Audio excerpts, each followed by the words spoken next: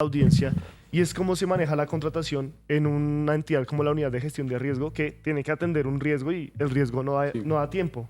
Entonces, hoy estamos hablando, por ejemplo, usted publicó un audio del medio Verdad y Punto sobre corrupción en Achí Bolívar con el alcalde Juan Becerra. También se supo de un caso similar de los carrotanques en el departamento de Boyacá.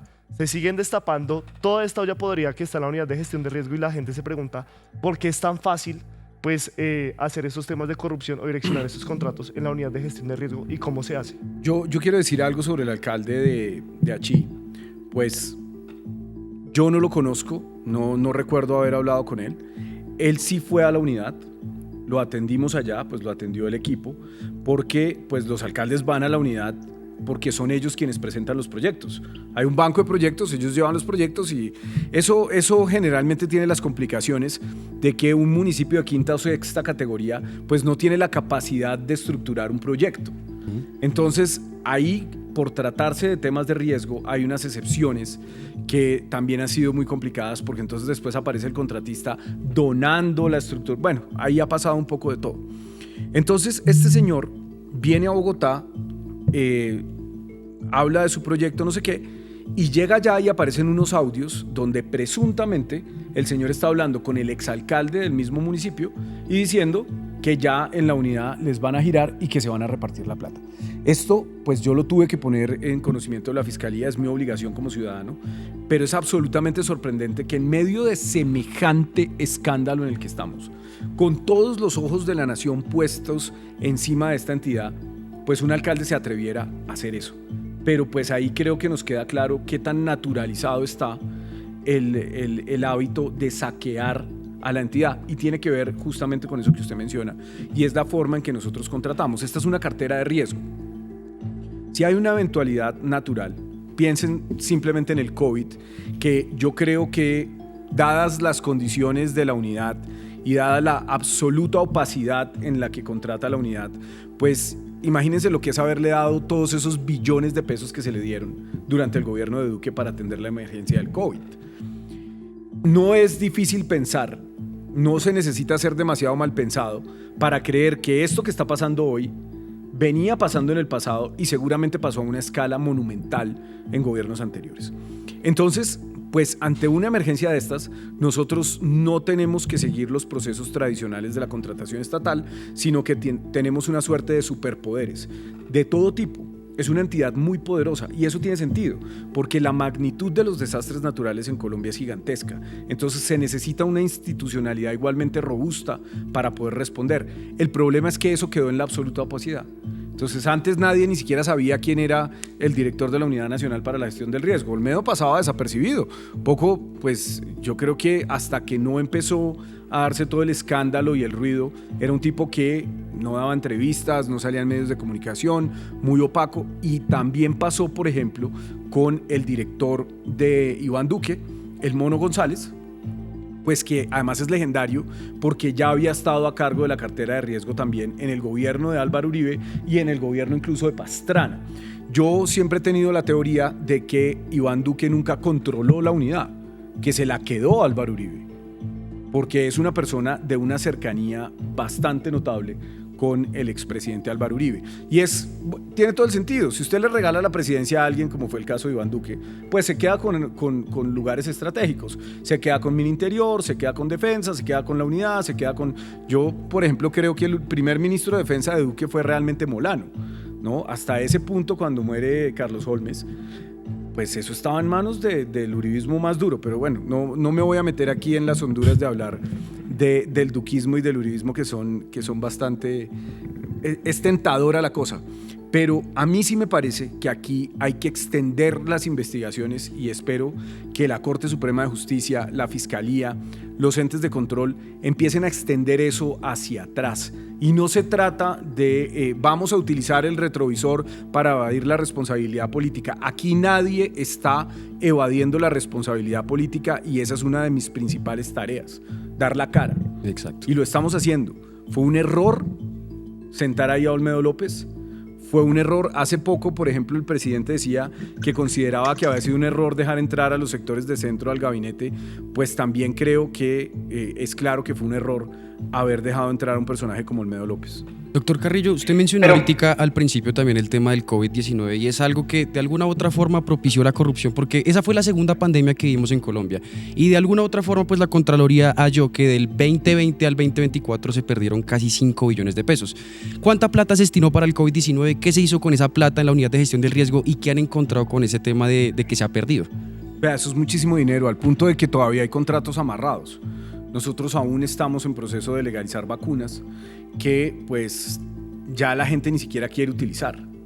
Y eso nos pone en una situación muy compleja tanto a nosotros como al Ministerio de Salud porque pues tenemos que redoblar los esfuerzos para que las personas se vacunen. Un día si quieren nos vacunamos aquí, una en la derecha y una en la izquierda, porque tenemos una cantidad gigantesca de vacunas de las cuales pues tenemos que aplicar en el país, si no se van a perder. Y eso tiene que ver con la pésima planeación que hubo en el gobierno anterior. Y vaya uno a saber con qué más intereses.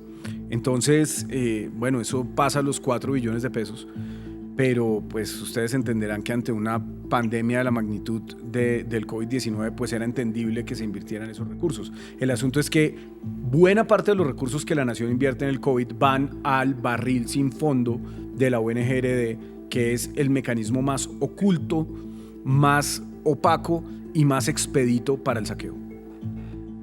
Director, yo estoy de acuerdo con algunas apreciaciones que usted plantea con el tema de Olmedo López y la relación con Gustavo Petro, que yo quisiera poner a consideración y conocer cuál es su punto de vista, en el sentido en que cuando uno de los primeros programas, cuando empezamos este programa, programa diario que hacemos de lunes a jueves, en algún momento observamos que Olmedo López, antes de que estallara el escándalo, empezó a tener unos cuestionamientos y el presidente Petro acudía a la buena fe. O sea, en realidad la buena fe y el beneficio de la duda hay que dárselo inclusive a las personas que uno cree que son delincuentes.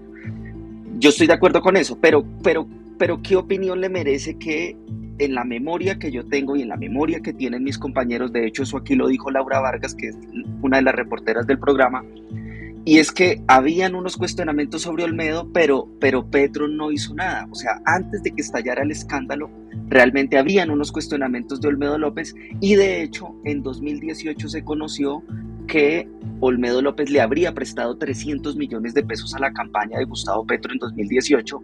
Entonces digamos que yo sí veo como un círculo de unos intereses de pronto de corresponder por parte del presidente Petro para poner a Olmedo López en esta gran caja que significa la Unidad Nacional para la Gestión del Riesgo de Desastre, y creo que por eso es que él termina en esa dirección. Entonces yo quiero preguntarle cómo manejar esa buena fe cuando existen advertencias de veedores públicos, como sucedió con el señor Deiber Parra en Sabana de Torres, porque otro tema que hay que poner a consideración, director, es que Sneider Pinilla viene ejecutando una actividad criminal desde mucho antes de llegar a la Unidad Nacional para la Gestión del Riesgo de Desastres, como está documentado en Sabana de Torres. Al menos se tiene identificado un contrato por 13.000 millones de pesos, que esta es la obra, ya vamos para 6 años de la ejecución de ese contrato y las vías en Sabana de Torres no están hechas, y las empresas que tuvieron este contrato están articuladas con los intereses de Sneider Pinilla. Entonces,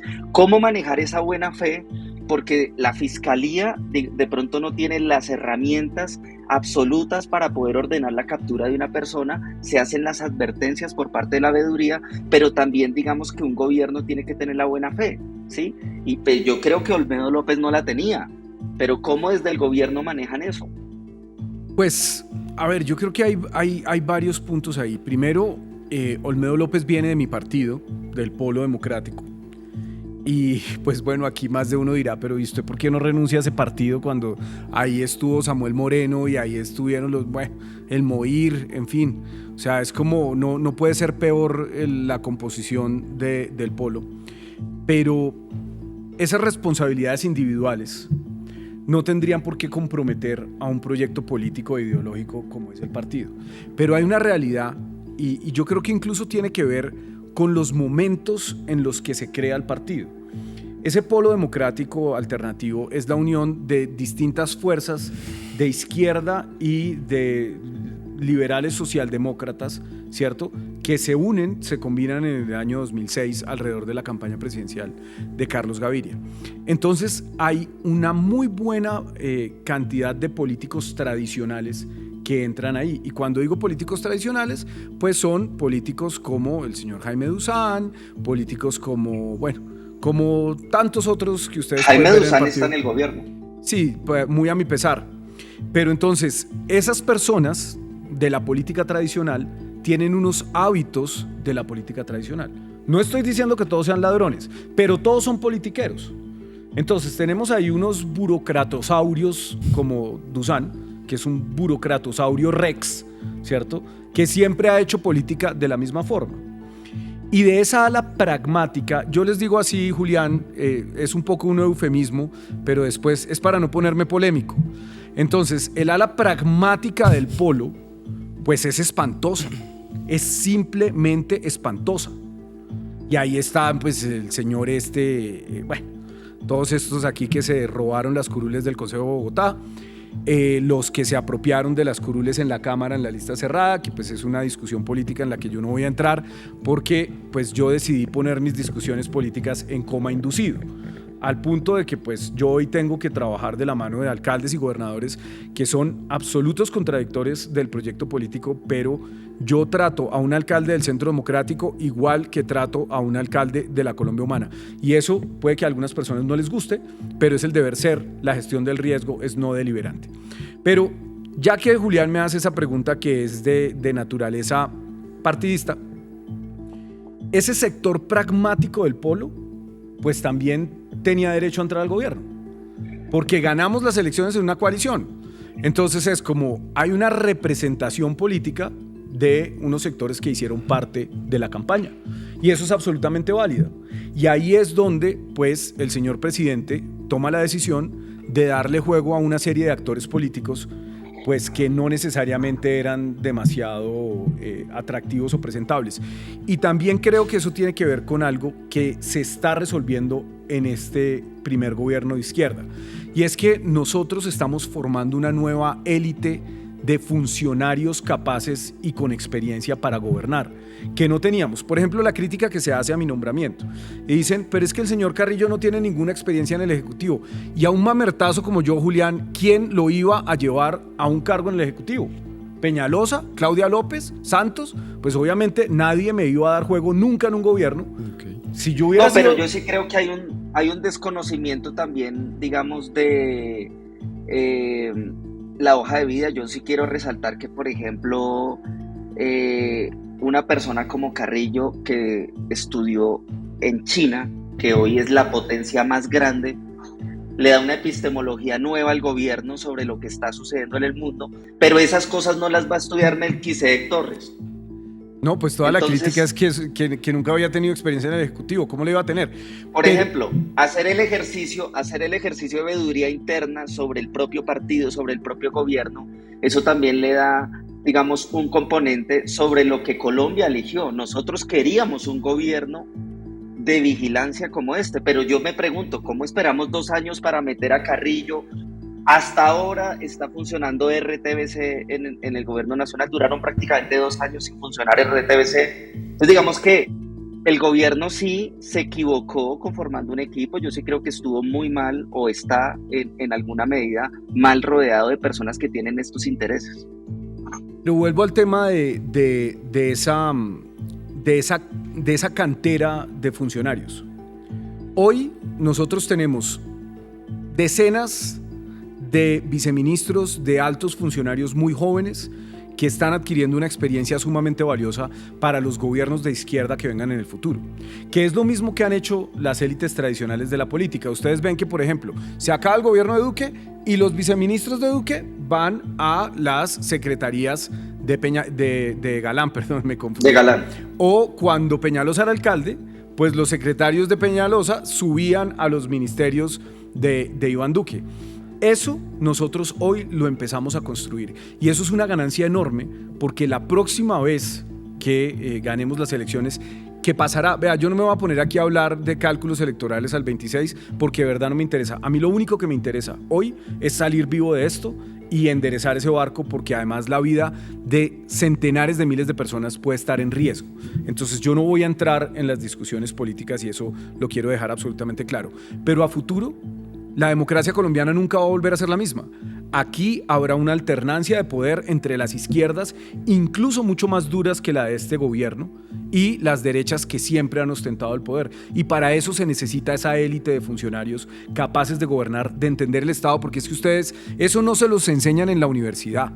Eso usted no baja un tutorial de YouTube donde diga cómo ser viceministro. Eso no existe. La única manera de adquirir ese conocimiento es gobernando, y para eso hay que ganar las elecciones.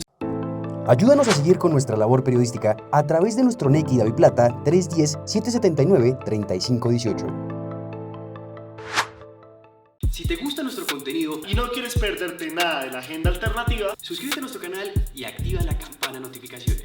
recuerda darle like a este video y por supuesto compartirlo con tus familiares, amigos y conocidos. Así juntos visibilizamos. La Colombia profunda. Recuerda, somos el tercer canal, la voz de los que no tienen voz.